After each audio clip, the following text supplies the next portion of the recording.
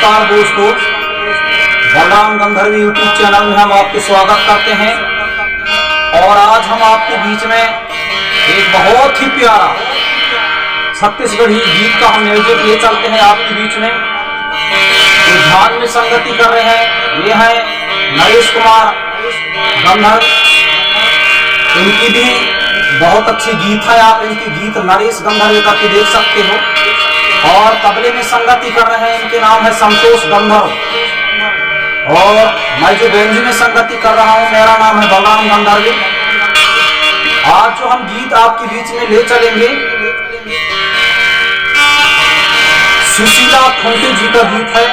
छत्तीसगढ़ के गायिका वो मेरे ही गायिका है और उनके चैनल का नाम है मुकेश खुंटे करके, तो आप सर्च करके देखिए और उनके गीत उनके चैनल में भी आप सब्सक्राइब कीजिए। और यह जो गीत है इसको बहुत ज्यादा करके आप शेयर कीजिए ताकि एक दूसरे तक पहुंचे।